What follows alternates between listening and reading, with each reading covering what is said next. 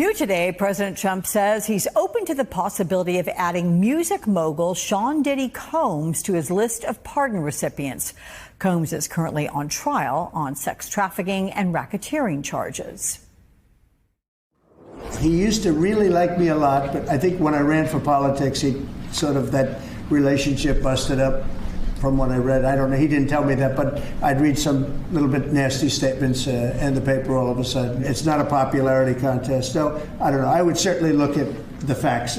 If I think somebody was mistreated, whether they like me or don't like me, it wouldn't have any impact. Joining me now, Omarosa Manigault Newman, former star of The Apprentice, former communications director for the Office of Public Liaison in the first Trump White House, and author, of course, of the best-selling book, Unhinged, an insider's account of the Trump White House. I'm going to offer you congratulations in just a second, but Sean Diddy Combs, really? Have you been following this trial and how really just awful on so many levels it is? Hey, Alex, look, I'm not surprised because remember, Donald Trump is not just the president of the United States, but he's the producer of the United States. He thinks that he's still operating as a producer in reality TV. He's going after headlines, shock and awe. But if you look really deeply at these allegations against Sean Combs, I think that he would be more reluctant about proactively offering a pardon. Do you detect a whimsical element at all to him doing this, these pardon decisions? I mean, they just kind of, it's hard to understand the reasons and being concrete at the root of them. Well, I think that in the first administration, he really waited too late to use his pardon power effectively. And so I can see that now he's going to leverage it. Anytime he wants to change the news cycle, get some headlines, get some attention, he'll just throw out a shocking pardon like what he did with the Chrisleys this week. I mean, that's all everyone talked about. So, yes, he's going to leverage that clemency power that he has a little more this time than he did in the first administration. You know, you mentioned the Chrisleys. Let's hear from Trump's pardon czar and one of the stars of the Chrisleys after the release. Here it is. Yeah. They call them the Trumps of Georgia, but they were certainly over a sentence. I know that they're going to use their voices and their platform to uplift the president's agenda. Even though this pardon has happened, I still was convicted of something that I did not do. Do I have any remorse? I would have remorse if it was something that I did. Okay, so earlier we heard Trump say it doesn't matter whether the recipients like him or not, but this is a life-changing gift. I mean, wouldn't you expect those pardoned to be fierce advocates for Trump, maybe for the rest of their lives? Well, his daughter is actually a very fierce advocate for Donald Trump, and she is very proudly a member of MAGA. And she's the one that went to Mar-a-Lago and advocated for her parents to receive this pardon. So he did get the praise and the admiration that he wanted in exchange for this pardon from his daughter. There's a new Atlantic article in which Ashley Parker and Jonathan Lemire write that Trump at one point sought a summit with Russian President Putin that could turn into a made-for-TV moment to announce the end of the war and a long-coveted Nobel Peace Prize for himself. They add that John Bolton told them Trump really wants a Nobel Peace Prize. He'll take it for Ukraine. He'll take it for Gaza. He'll take it for Pakistan, India. He's not particular. That's Bolton's quote there. Did you, Omarosa, ever hear him say that he wants a Nobel Peace Prize while you were in the White House? Does any of this sound plausible to you? I don't think Donald wanted a peace prize until Barack Obama received one. And then he wouldn't stop talking about it. Barack Obama received one very early on in his presidency. And Donald believes that he has, in fact, earned the right to get a Nobel Peace Prize. And his followers believe that his work with the Taliban, negotiating the Taliban, the Abraham Accord, his attempts with North Korea have certainly earned him the right to put a Nobel Peace Prize on his mantle. But he's going to have to do a little bit more to earn that honor, in my opinion. Yeah. I also want to get your thoughts on some of Trump's and his family's business investments in this second term.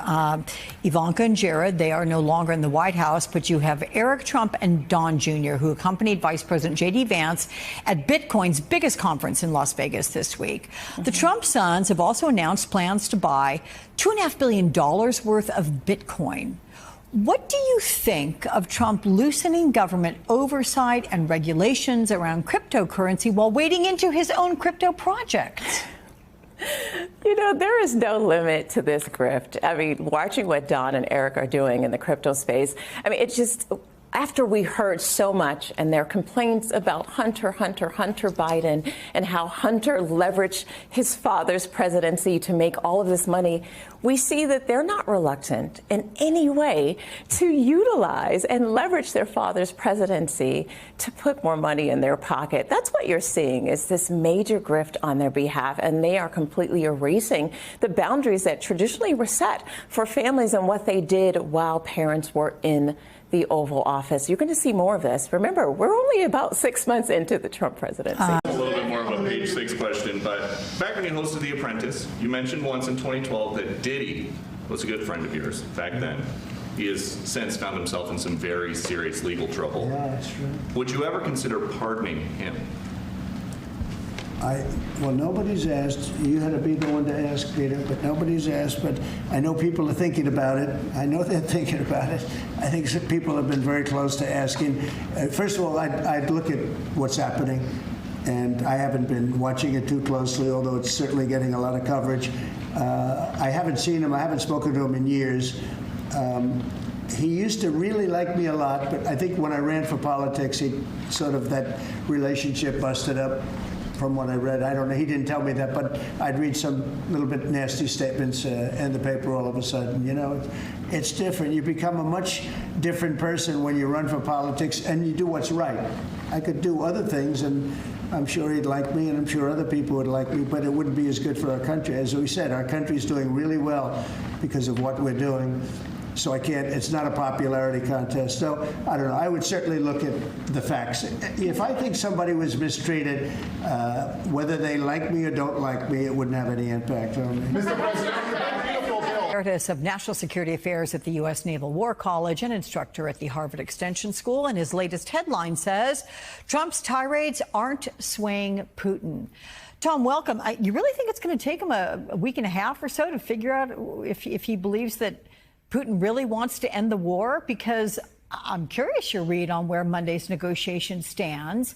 And when you see Senators Graham and Blumenthal teaming up to visit Kyiv, do you expect the strongest action against Putin to come from Congress instead of the White House?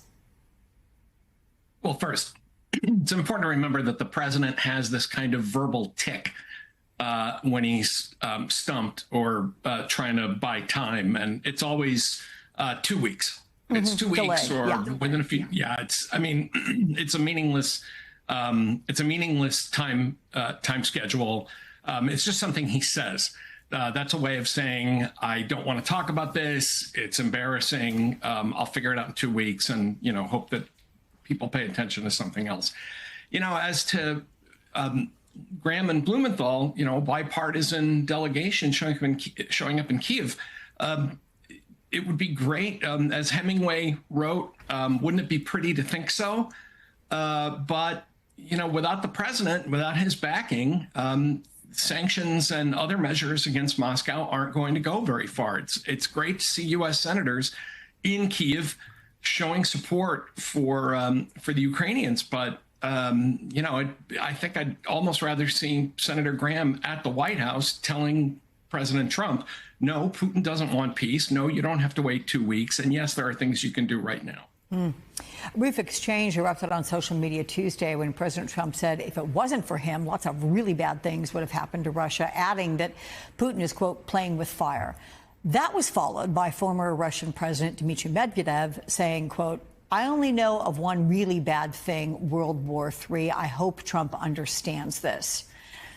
Is this a threat from Russia, or is it a reminder to Trump? Because he often says he wants to prevent World War III. Yeah, Dmitry Medvedev, the former president, he's kind of become Russia's chief. Technically, he's the deputy chairman of the National Security Council there. But what he is he's Russia's chief internet troll. And he says stuff like this all the time about, nuking London and taking out Europe and, just lots of crazy stuff. So I'm not too worried about that part of it. The bigger problem is that the president just doesn't understand or doesn't care that this war is not just some real estate transaction. He seems to still believe that if he just calls Putin and says, you do this, I do that,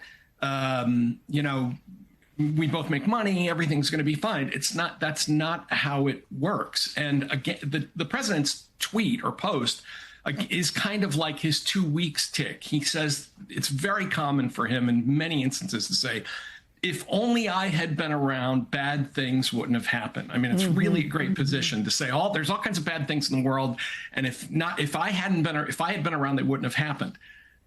It's just a kind of a go-to for him, but I wouldn't be too concerned about Medvedev. He says stuff like this all the time. Interesting. Former president then becoming internet troll.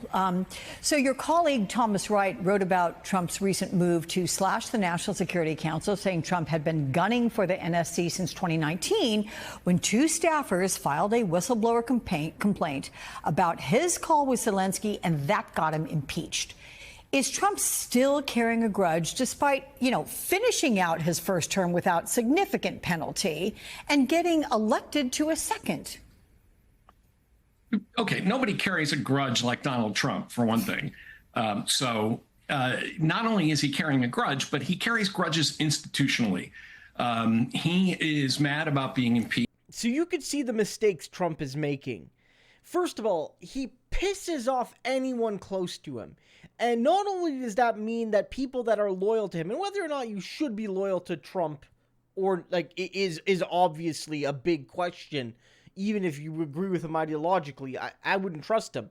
But there have been people over the years, whether or not that was wise, that were very loyal to Trump. Very. He had people that trusted him.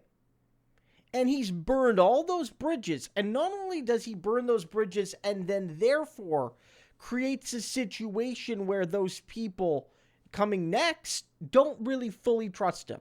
They don't. More and more people, they'll work with him in some cases because they feel that it gives them access to money and power and prestige and all of that. If you want to work in the White House, you got to work for Trump right now, right? But they don't trust him like they used to.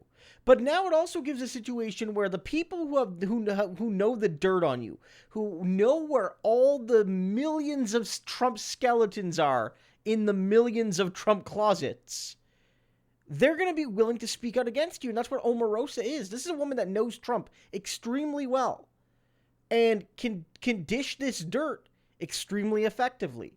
And she owes Trump nothing because he betrayed her. And then also, you have here Trump wading into these scandals. Like, say what you will about Trump, it's what Diddy did isn't his fault. You can't blame that on Donald Trump. You can't. He was at some of the same parties that maybe, but you can't blame Trump for Diddy. But then all of a sudden Trump wants to run in and get involved and maybe pardon him, making him complicit, not with the crimes, but with the culture that allows powerful men like Diddy to do what they allegedly did.